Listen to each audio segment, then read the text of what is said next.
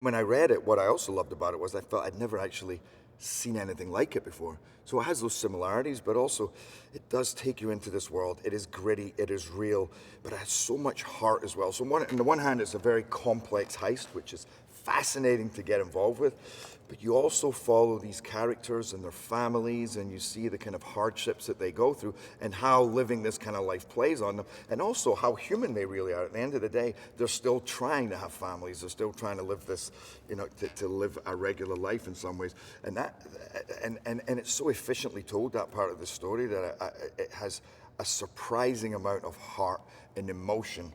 And then a whole thing going through where you realize the world that you thought you were in is not necessarily the world that you are in. Twists and turns in a way that I've never seen a script like that, with so many surprises.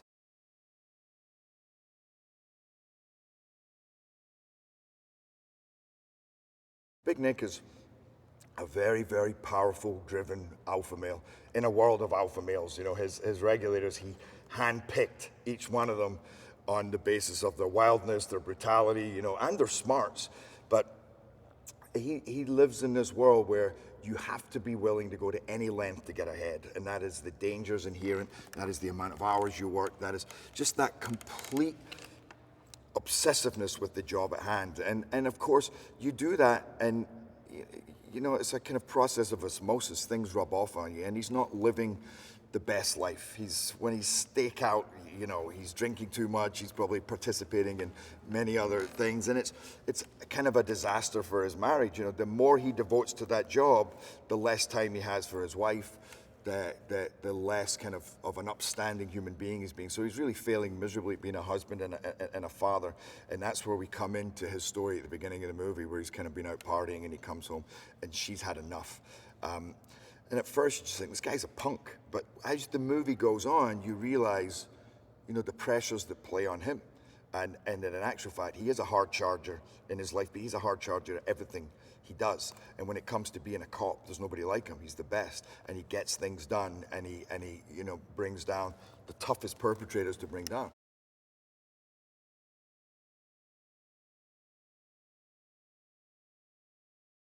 The Outlaws are all ex-military, which is something that we start to piece together.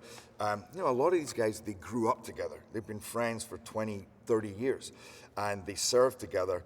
So you know that they have this incredibly tight bond. You also know that they are this beautiful piece of working machinery that, and you put that together with their fearlessness. They served in Iraq, Afghanistan, and also that kind of code of conduct that they have. So they won't touch civilians, but they'll shoot uniforms. So you're more in danger if you're a cop taking them on.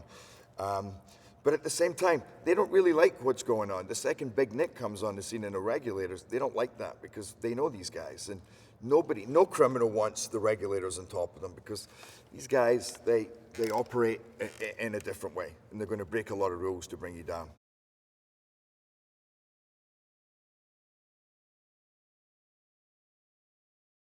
He's like a master. Like, he's been doing it his whole life. And in the little bits that he needed, help with, you help him. But he had no ego, such a great, so great to work with. And we've worked so well together. But he has also such an understanding of film history, filmmaking.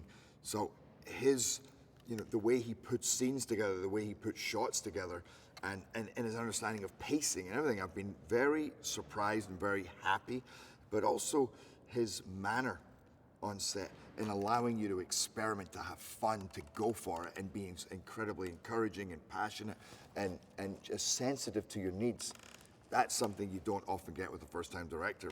And that's another thing that Christian brings, both as a writer and as a director, is he's a strong, masculine guy. He's all about his martial arts. Most of his buddies are some of the toughest guys you've ever met. But he's also incredibly soulful and one of the most sensitive individuals I've ever met.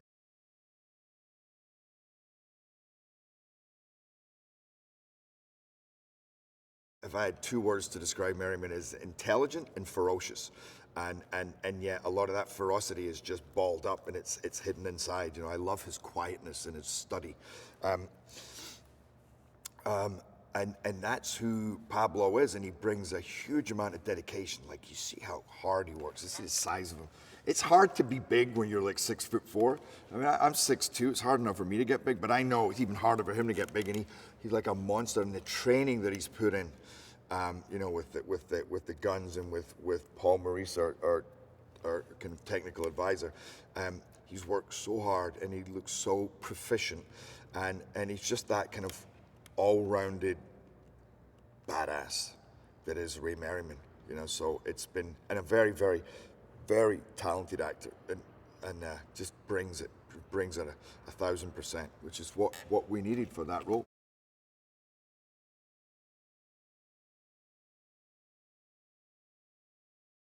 50 Cent as a person he's more kind of bubbly and light. He's such a funny guy and a sweet guy. He's always smiling, you know.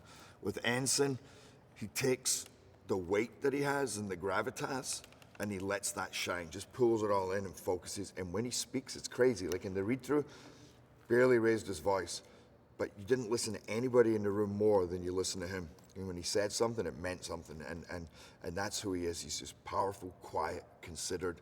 So if he says he's going to back you up, he means it. And if he says he's not happy with you, he just has to say, not happy with you. And you go, okay, I get it.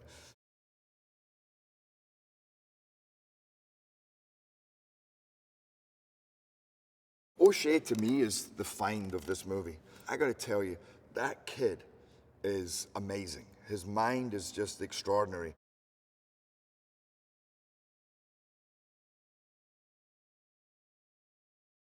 It's been twisting and turning and twisting and turning. We think we're heading for a showdown. It's not what's happening. It's something completely different. We think they've got away, and suddenly, no, we're on them. And it's on. And we're behind them. We're stuck in traffic. They're pinned down. They can't get out. It's a shitty decision to have to make because we're in the middle of traffic. But otherwise, the same thing's going to happen as happened at the beginning of the movie. They're going to get away. And so we basically have to go and try and take them out. But earlier on that day, we were all aware that this was war. We were going to war. You know, we're all suiting up, and it's that two tribes go to war, and that moment has arrived. Again, like I say, in the worst possible way, because you have to see this to see there's hundreds of cars. We're in the middle of a traffic jam, and this is a route that has lorries, vans, trucks. It's just the worst place to be carrying this out. But and then it unfolds into